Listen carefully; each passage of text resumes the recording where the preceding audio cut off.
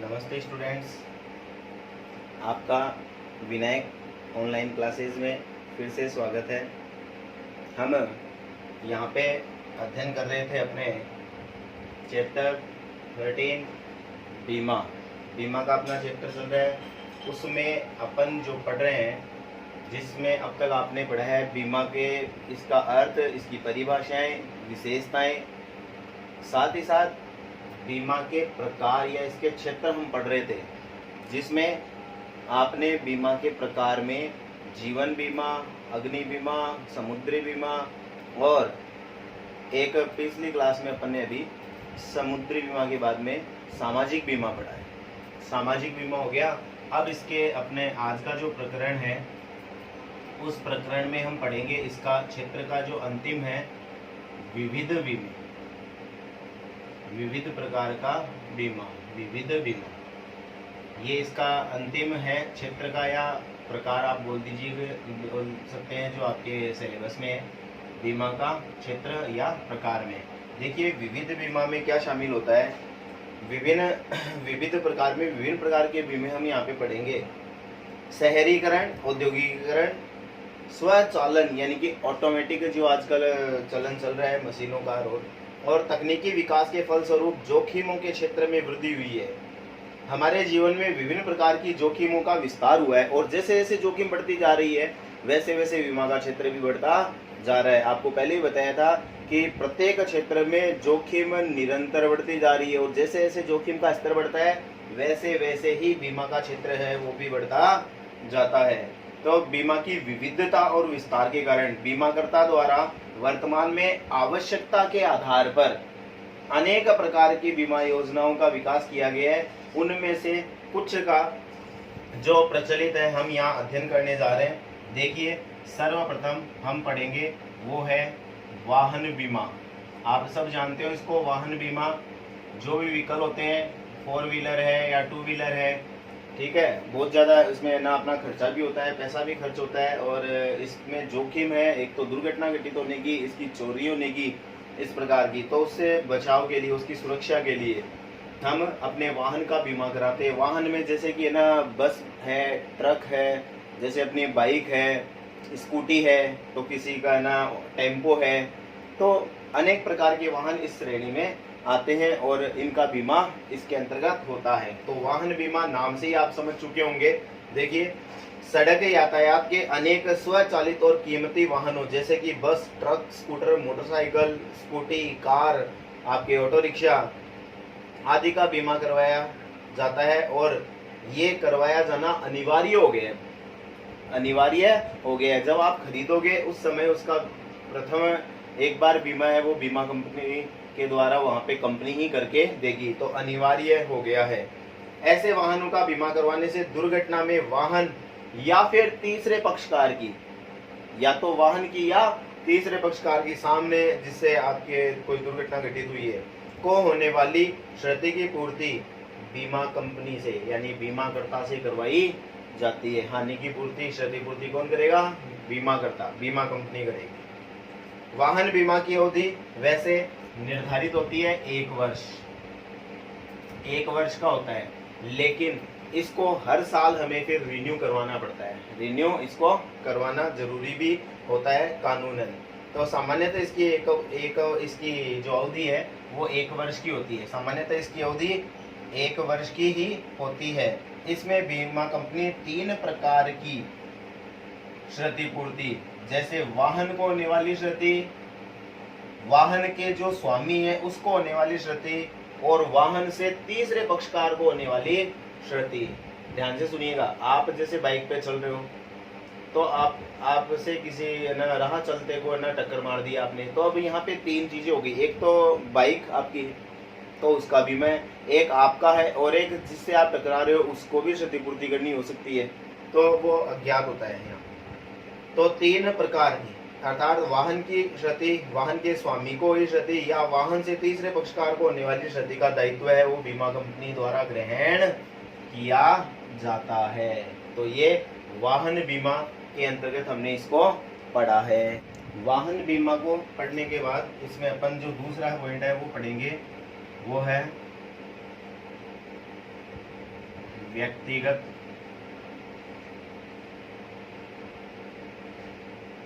दुर्घटना बीमा, व्यक्तिगत दुर्घटना बीमा। अब इसमें व्यक्ति अपने व्यक्तिगत रूप से अगर उसके साथ कोई दुर्घटना घटित होती है तो उससे होने वाली क्षति की पूर्ति के लिए इस प्रकार का बीमा लेते हैं। इस बीमा की दशा में दुर्घटना जैसे मृत्यु हो जाना, स्थायी आंशिक रूप से कार्य करने में असमर्थ होने की स्थिति में बीमित को होने वाली संभावित हानि की पूर्ति का दायित्व बीमाकर्ता द्वारा ग्रहण किया जाता है। देखो कि कौन कौन सी, एक बार फिर से, इस प्रकार का बीमा अगर आप लोगे तो यहाँ पे 3 प्रकार से यहाँ पे दिया हुआ है। एक तो मृत्यु होने पर उसके आश्रित को, या स्थायी रूप से या फिर आंशिक रूप से कार्य करने में असमर्थ होने पर जो हमें संभावित हानि होती है उसकी पूर्ति का दायित्व बीमा कंपनी या बीमाकर्ता द्वारा ग्रहण किया जाता है। दुर्घटना में मृत्यु होने पर अथवा पूर्ण अयोग्यता होने पर बीमा की संपूर्ण राशि की क्षतिपूर्ति दी जाती है। जितने रुपए का बीमा है पूरी की पूरी राशि मिलेगी। कब? 2 शर्त, एक तो मृत्यु हो गई तो आश्रित को पूरी राशि मिलेगी, और दूसरी बात मृत्यु नहीं हुई लेकिन आप पूर्ण रूप से अपंग हो गए, अब काम करने के योग्य नहीं रहे हो, तो आपको पूरी की पूरी राशि इसमें दी जाएगी। जबकि आंशिक अयोग्यता की दशा में बीमा पत्र के शर्तों के अनुसार एक निश्चित अनुपात में क्षतिपूर्ति की जाएगी। जो शर्तें यहाँ जब ये व्यक्तिगत दुर्घटना बीमा लिया जाता है तो जो बीमा पत्र होता है, बीमा पत्र मैंने आपको बताया था वह लिखित प्रलेख जिसके आधार पर बीमा अनुबंध होता है, इसमें सारी शर्तों का उल्लेख किया जाता है। तो अगर आंशिक रूप से आप के साथ कोई दुर्घटना घटित हो गई और उसमें आप आंशिक रूप से मान लीजिए अपंग हो गए, तो उसमें आपको क्षतिपूर्ति की राशि बीमा पत्र के नियमों के अनुसार उसके अनुपात में आपको मिलेगी। साधारण बीमा निगम की 4 सहायक कंपनियां दुर्घटना बीमा के संबंध में जनता दुर्घटना बीमा पत्र का निर्गमन करती है। यह जैसे आप रोडवेज में यात्रा करते हो तो उसमें भी आपका बीमा कटता है टिकट के साथ, 1 रुपए का 2 रुपए का जो भी है, तो ये व्यक्तिगत दुर्घटना बीमा के अंतर्गत आता है जी। तीसरा अपन यहाँ पढ़ेंगे वो है, देखो सारे आप इसको नाम से ही याद कर सकते हो, केवल आप इनके पॉइंट्स याद कीजिएगा, अंदर का मैटर आप 2 बार पढ़ोगे तो आपको याद हो जाएगा। ये अपने हैं अगला, इसमें चोरी डकैती, चोरी डकैती। अब आप जानते हो चोरी डकैती में अंतर क्या है। चोरी तो लुक छिप कर की जाती है, डकैती है वो एकदम सामने रहते हैं। चोरी डकैती का बीमा, चोरी डकैती का बीमा। देखिए इस प्रकार के बीमा में चोरी डकैती का बीमा है, उसमें बीमाकर्ता बीमित को चोरी, सेंधमारी, उठाईगिरी आदि से होने वाली हानि की क्षतिपूर्ति का वचन देता है। इसमें बीमित अपनी कोई संपत्ति को जिसको उसको ऐसे संभावना लगती है कि इसकी चोरी हो सकती है उसका बीमा करवा सकता है। अब संपत्ति में जैसे कि ना मकान, अब मकान वो चुरा के दौड़ ले जाएगा, लेकिन मकान में चोरी हो तो उसमें रखा सामान जा सकता है।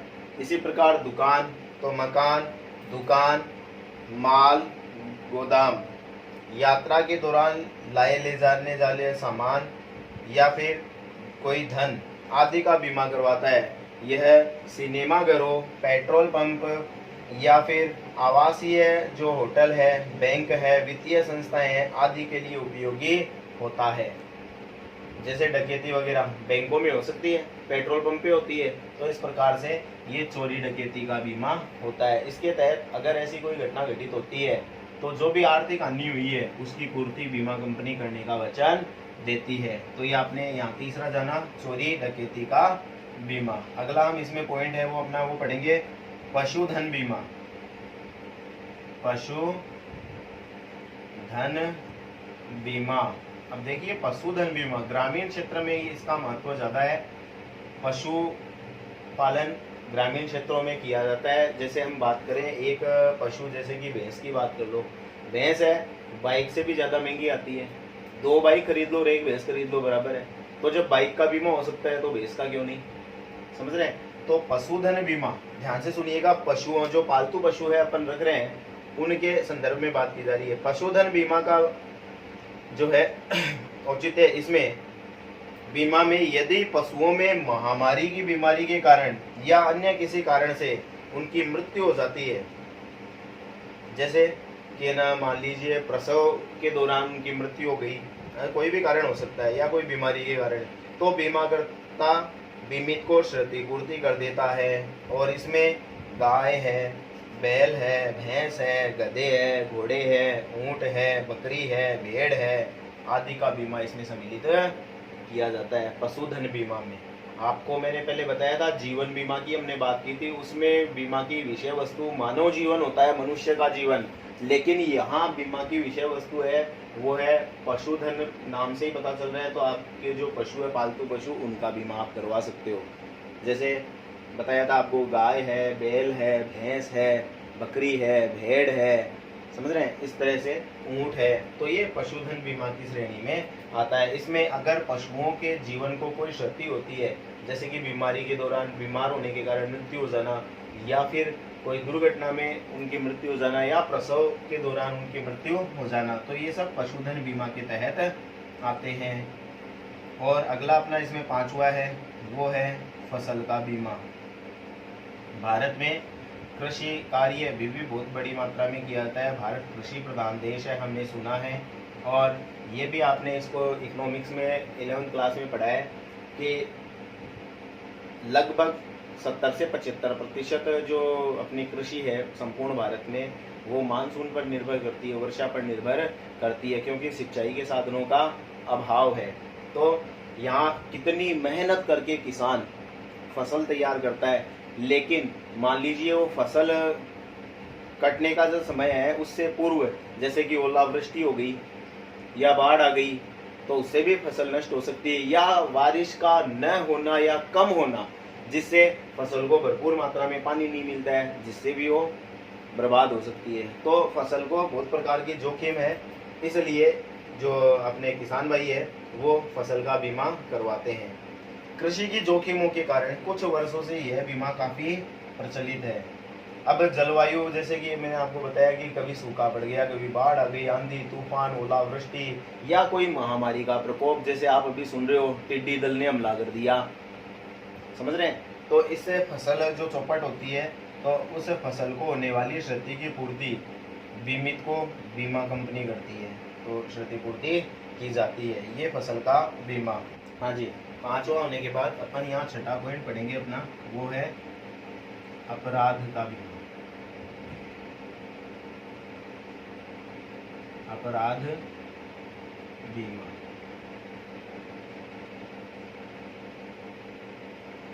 अपराध नाम ही जानते हो आप, समझ गए अपराध होता क्या है, जैसे कि डकैती है, लूटपाट है, आतंक है, आतंकी गतिविधियां हैं, होटल पेट्रोल पंप है, ये सब लूट लिए जाए, बैंक है, तो ये सब अपराध की श्रेणी में आते हैं।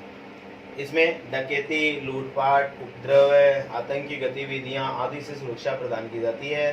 बैंक, वित्तीय संस्थाएं, यातायात संस्था, होटल, पेट्रोल पंप या अन्य व्यावसायिक संस्थान इस प्रकार के बीमे को अपनाकर उससे सुरक्षा प्राप्त कर सकते हैं। इसके बाद मैं यहाँ पे एक महत्वपूर्ण आपको योजनाएं बताने जा रहा हूँ। थोड़ी सी मैं जगह बना लूँ ताकि आप उसको अच्छे से समझ सको। देखिएगा, इसके अलावा भी और विविध बीमा की श्रेणी के अंतर्गत ही आते हैं। उनमें छठा पढ़ने के बाद अपना जो 7वां पॉइंट है वो है, आपने अवश्य इसका नाम सुना भी होगा और बहुत सारे लोग इसका लाभ भी उठा रहे हैं। ध्यान से सुनिएगा, क्या है? प्रधानमंत्री सुरक्षा बीमा योजना। सुरक्षा बीमा योजना, जी हाँ, प्रधानमंत्री सुरक्षा बीमा योजना। इसको शॉर्ट में PMSBY के नाम से भी जाना जाता है, प्रधानमंत्री सुरक्षा बीमा योजना। इसका पूरा नाम वैसे ही लिखा जाएगा प्रधानमंत्री, पी से प्रधान, एम से मंत्री, तो प्रधानमंत्री, एस से सुरक्षा, बी से बीमा और वाई से योजना, PMSBY, प्रधानमंत्री सुरक्षा बीमा योजना। बड़े ध्यान से सुनिएगा आप इसको। ये जो योजना है, ये योजना 18 से 70 वर्ष की आयु सीमा कितनी है इसमें? आयु सीमा है 18 से 70 वर्ष। 18 से 70 वर्ष के आयु वर्ग का व्यक्ति यह बीमा करवा सकता है। आयु सीमा होनी चाहिए 18 वर्ष से लेकर 70 वर्ष तक। ये इस श्रेणी के व्यक्ति इस बीमा का लाभ ले सकते हैं। प्रधानमंत्री सुरक्षा बीमा योजना है क्या? सुनिएगा। मात्र 12 रुपए के प्रीमियम में यहाँ लिख दूं,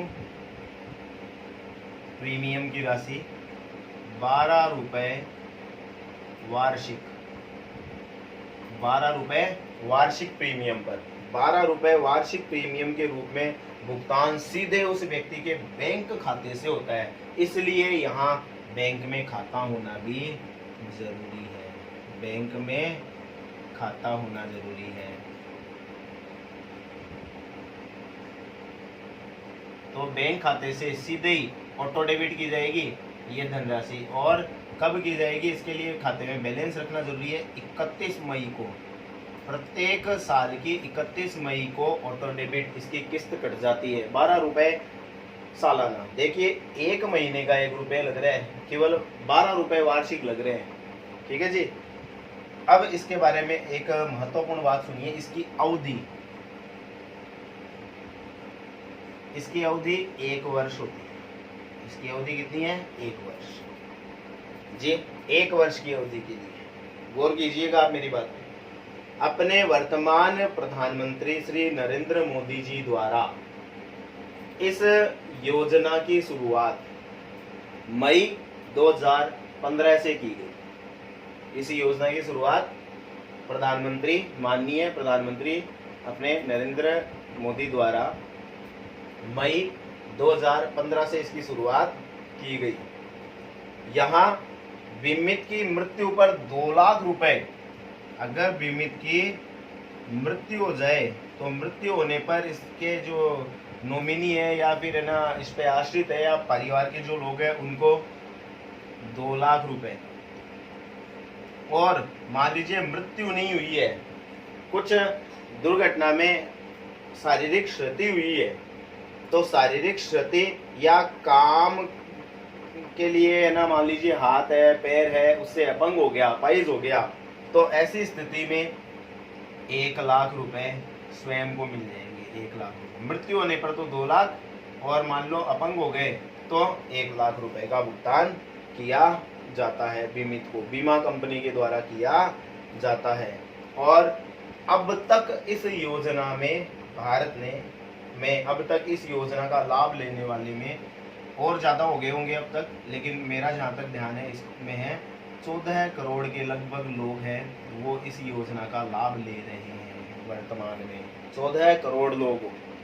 देखिए, अल्प आय वर्ग के लोग, जो गरीब बेसहारा है, जिनके पास आय के स्रोत अच्छे नहीं है, वो भी अपनी सुरक्षा के लिए इस प्रकार का बीमा करवा सकते हैं, इस योजना का लाभ ले सकते हैं। बैंक में उनका खाता होना जरूरी है और उनकी आयु सीमा 18 से 70 वर्ष। 12 रुपए वार्षिक, 1 रुपये 1 महीना कोई भी सामान्य व्यक्ति दे सकता है जी। 12 रुपए 1 साल के एक व्यक्ति आराम से दे सकता है। तो जिन जिन का बैंक में खाता है उसको ये इस योजना का लाभ अवश्य लेना चाहिए। ठीक है, तो ये थी अपने प्रधानमंत्री सुरक्षा बीमा योजना। इसी के जैसी एक बीमा योजना को और हम यहाँ पढ़ेंगे। आप बने रहिए अपने साथ। देखिए, अगली जो है 9वां जो इसमें पॉइंट आएगा वो है प्रधानमंत्री के नाम से ये साथ में ही शुरू हुई थी दोनों, जीवन ज्योति। प्रधानमंत्री जीवन ज्योति बीमा योजना। प्रधानमंत्री जीवन ज्योति बीमा योजना, इसका भी शॉर्ट नेम हम आपको बता दें, वो है PMJJBY। वाई, JJBY, प्रधानमंत्री जीवन ज्योति बीमा योजना। देखो प्रश्न इनसे भी पूछा जा सकता है, PMJJBY का पूरा नाम बताइए, तो कंफ्यूज नहीं होना है, आप इसको आराम से बता सकते हो, प्रधानमंत्री जीवन ज्योति बीमा योजना। देखिए इसके बारे में भी आपको थोड़ा सा मैं खुल के बता दूं, इसमें आयु सीमा जो है, आयु सीमा वास्तव में जो आयु सीमा है वो तो इसमें भी 18 वर्ष से ही शुरू होती है, 18 से 50 वर्ष आयु सीमा, लेकिन अपनी बुक में इसको दिया हुआ है 5 से 18 वर्ष, जो कि रोंग है। 5 से 18 वर्ष नहीं है, ये है 18 से 50 वर्ष। 18 से 50 वर्ष इसकी आयु सीमा के लोग इसका लाभ उठा सकते हैं। और इसमें भी जो क्षतिपूर्ति है, क्षतिपूर्ति ये 2 लाख रुपए तक है, 2 लाख रुपए की क्षतिपूर्ति प्राप्त होती है, 2 लाख तक की क्षतिपूर्ति मिल सकती है। और यहाँ भी बैंक में खाता होना आवश्यक है, बैंक में खाता अनिवार्य है। इसमें जो प्रीमियम चुकाना होगा वो प्रीमियम वास्तविक है 330 रुपए वार्षिक, 330 रुपए वार्षिक, लेकिन आपकी बुक में इसको 380 रुपए दिया हुआ है, जो कि गलत है। 380 रुपए नहीं हो गया, 330 रुपए, 330 रुपए, 330 रुपए सालाना चुकाकर कोई भी व्यक्ति जिसकी आयु 18 से 50 वर्ष है वो इस प्रकार की योजना का लाभ ले सकता है, प्रधानमंत्री जीवन ज्योति बीमा योजना। इसकी भी प्रीमियम की कटौती 31 मई को अपने आप हो जाती है, प्रत्येक वर्ष की 31 मई को खाते से राशि कट जाती है, इसलिए खाते में पैसे होना जरूरी है दोनों प्रकार की बीमा योजनाओं के लिए, चाहे वो प्रधानमंत्री सुरक्षा बीमा योजना हो, चाहे प्रधानमंत्री जीवन ज्योति बीमा योजना हो, दोनों के लिए खाते में राशि होनी जरूरी है। अगर नहीं होगी, प्रीमियम नहीं जाएगा टाइम पे, तो इसका लाभ मिलना बंद हो जाएगा। इसकी भी सामान्यतः अवधि है वो 1 वर्ष की ही होती है, 1 वर्ष की अवधि का होता है, फिर अगला प्रीमियम आपका कट जाएगा तो अपने आप 1 वर्ष की ओर बढ़ जाएगी। ठीक है जी। तो इस प्रकार से आपने आज विविध बीमा को पढ़ा। विविध बीमा में एक अन्य बीमा और आते हैं भी, अन्य बीमा में जैसे कि साइकिल का बीमा, बैलगाड़ी का बीमा और मुर्गी का बीमा, वायु यात्रा, वन बीमा, सुंदरता का बीमा, उद्यमी का बीमा, होटल में ग्राहकों का बीमा या उनके सामान का बीमा, ये सब विविध बीमा की श्रेणी के अंतर्गत आते हैं। आपने इनको पढ़ा है अच्छे से, आप अपने इसको अपने कॉपी में नोट कीजिएगा। किसी को कोई भी बात पूछनी है आप आराम से कभी भी पूछ सकते हो। धन्यवाद।